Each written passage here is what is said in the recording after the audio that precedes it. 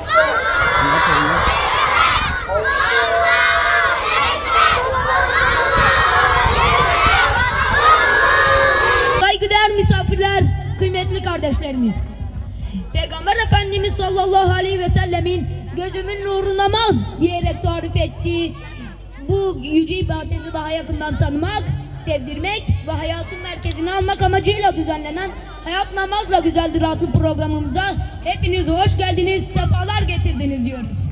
Âmen'r-rasûlü bimâ unzile ileyhi min rabbihi vel mu'minûn. Bugün Hayat Namazla Güzeldir projemizin final etkinliğinde bir araya geldik.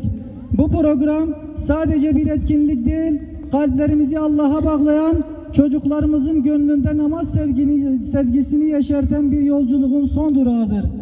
Bu etkinlik boyunca minik yavrularımız, gençlerimiz ve kardeşlerimiz Kur'an'ın nuruyla Peygamber Efendimiz sallallahu aleyhi ve sellemin sünnetiyle tanıştılar. Namazı sadece bir farz değil, bir huzur ve mutluluk kaynağı olarak gördüler. Bizim en büyük kazancımız da budur. Dinin ihyası ve gençlerin ahlakının düzelmesi için onları namazla buluşturmak. Sonra düğüm bilmecelerden bir sabah gelecek kardan aydınlık. Cümle şehitlerin omuzlarında bir sabah gelecek kardan aydınlık. Vakt tazelmiş gün bir şeytane kor geçkün. Peronikün kalbi vecbün hava pakışkın.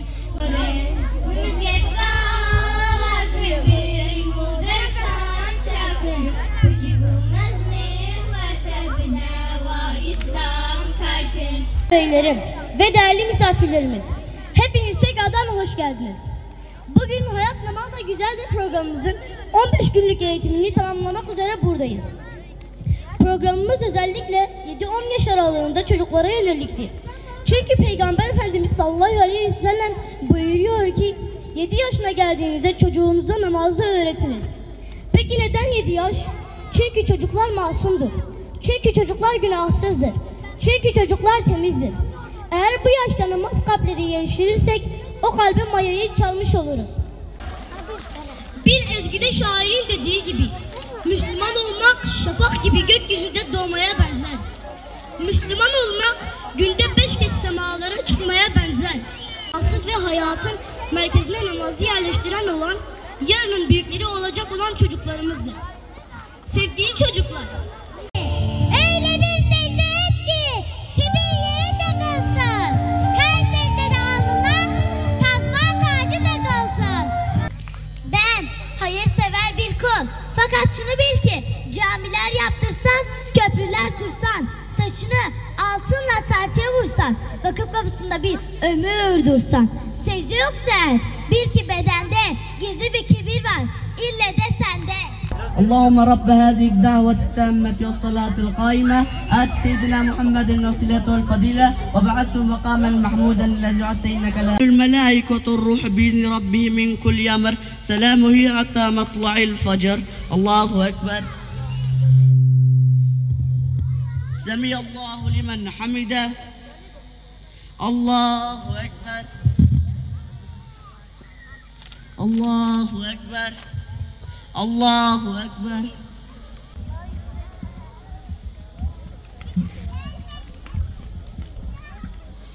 السلام عليكم ورحمة الله السلام عليكم ورحمة الله على المرسلين والحمد لله رب العالمين. الفاتحة.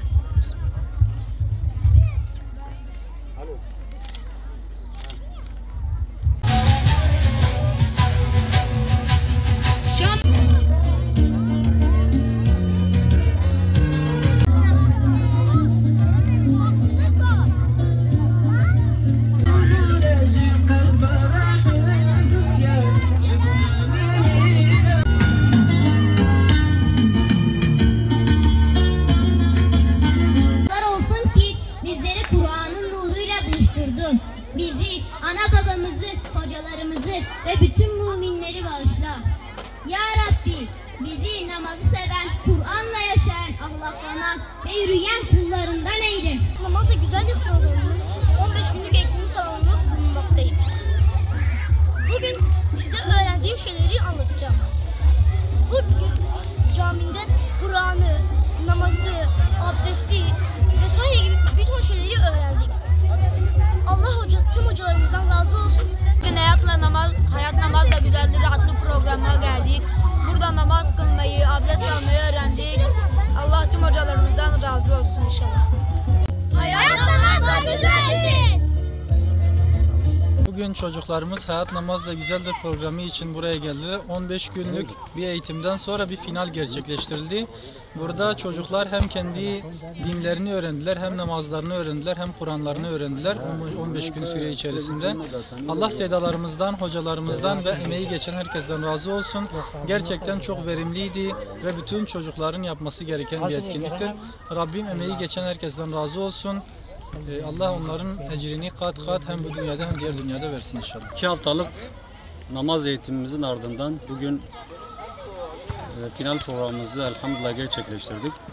Bu 2 hafta süresi içerisinde çocuklarımıza 7-12 yaş arası çocuklarımıza namazı, abdesti öğrettik, aşıladık. Niye böyle bir programa ihtiyaç duyduk? Çünkü namazsızlık çağında yaşıyoruz. Biliyoruz ki ağaç yaşken eğilir şiarıyla bugün organize bir şekilde küfür ve avanelerinin çalıştığı bir dönemde bizim de organizeli bir şekilde çocuklarımıza namazı bilinçlendirmemiz gerekiyor. Biz de bu amaçla elhamdülillah 2 haftalık eğitim sürecimizi tamamladık. Bugün final eğitimiyle tabii her ne kadar final olsa da bu gençlerimiz, çocuklarımız için bir başlangıç olacak, bir milat olacak. Şunu da iyi biliyoruz ki bugün yani bağımlılığın neredeyse orta okul yaşlarına düştüğü bir dönemde çocuklarımızın maneviyatını namazla, Kur'an'la yani dinleriyle bağlı bir şekilde yetişmeleri gerektiğinin farkındayız.